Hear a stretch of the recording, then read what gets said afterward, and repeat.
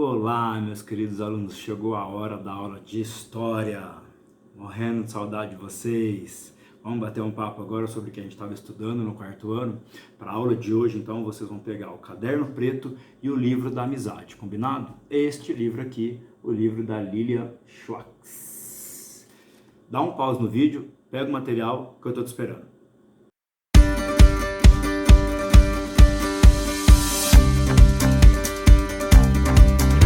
Pegou o livro? Pegou o caderno? Bom, se você não tem um caderno, não está com o caderno preto aí na mochila por algum motivo, não tem problema. Pega uma folha, nós faremos algumas anotações breves nessa folha. E se você não tem o livro de história, eu vou deixar um card aqui em cima, um link para um vídeo, no qual eu estou lendo a página 7, 8 e 9, que são as páginas que nós vamos trabalhar aqui. Beleza? Vamos lá? Vamos começar a história? Bora!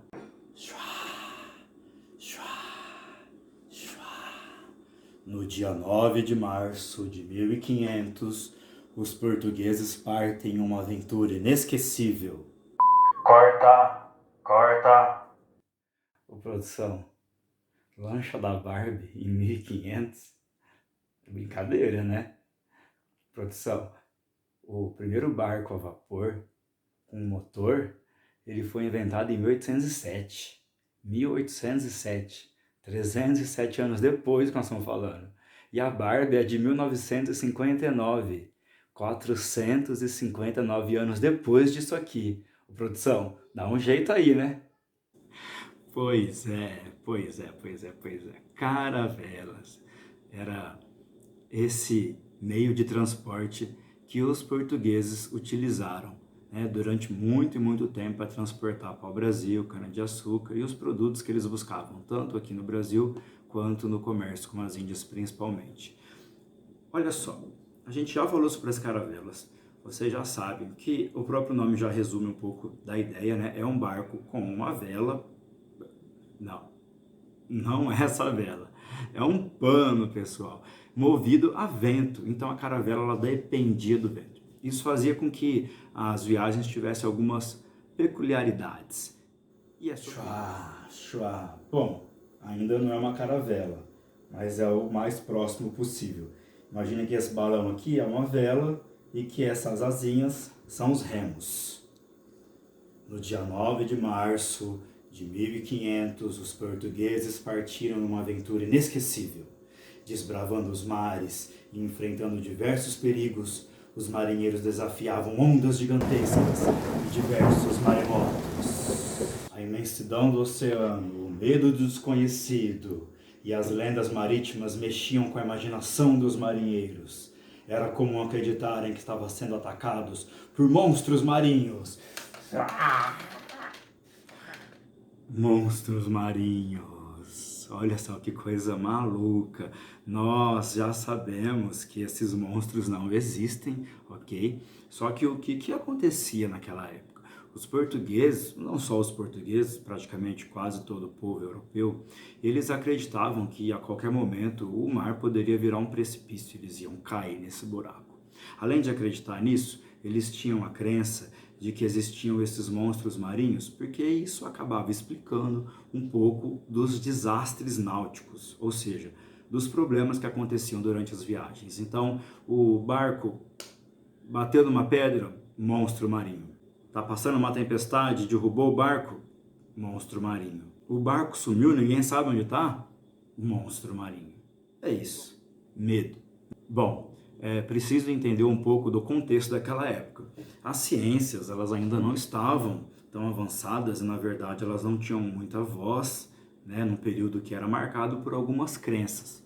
Isso significa que quando as pessoas elas não entendiam o que estava acontecendo, elas criavam uma história para poder explicar aquilo. Mas nenhum medo se comparava ao de ficar sem comida. Muitos adoeciam ou enlouqueciam com a sede e a fome. Comida!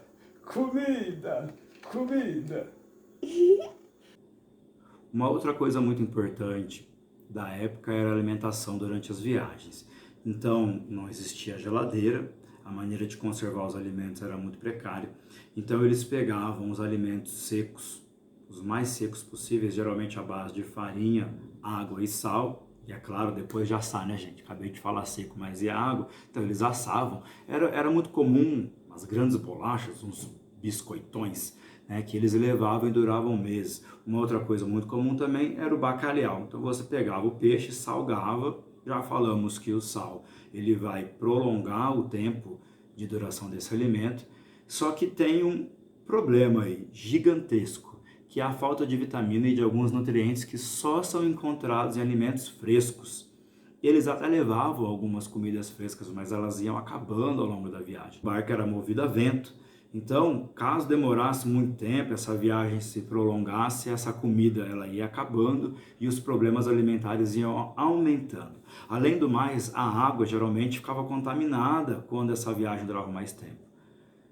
A maneira de conservação da água também era precária.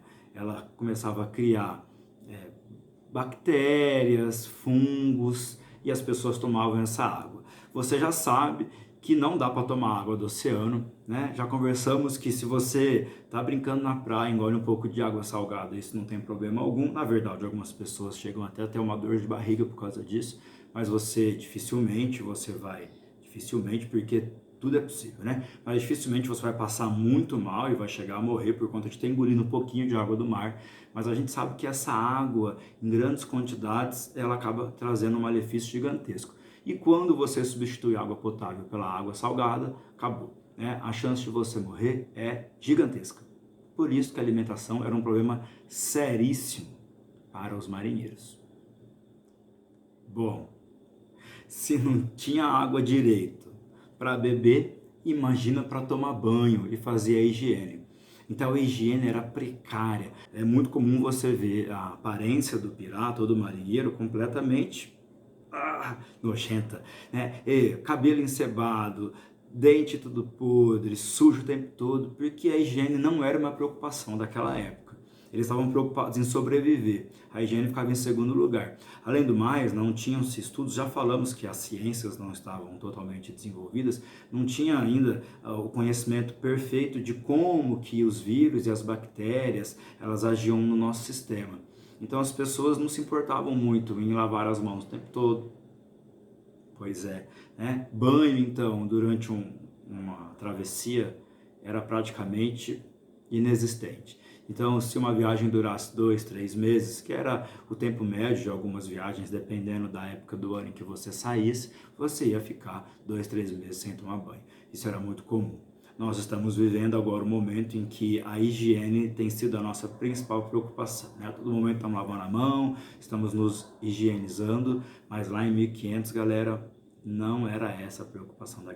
Muito bem, falamos um pouco das viagens, o que poderia acontecer durante essas viagens, e agora eu preciso que você pegue o livro, abra na página 40, vou esperar, vai lá, página 40 é o nosso glossário. E você vai no item descobrimento ou achamento. Nós vamos para a primeira tarefa. Eu vou deixar essa tarefa lá no nosso portal, mas vou explicá-la aqui também para que você já entenda o que é para fazer, combinado? Você vai pegar o caderno, vai pegar o livro, você vai abrir na página 40 e você vai escrever a seguinte pergunta no seu caderno. Qual a diferença em chamar a chegada dos portugueses de descobrimento ou de achamento? Qual a diferença em chamar a chegada dos portugueses de descobrimento ou de achamento?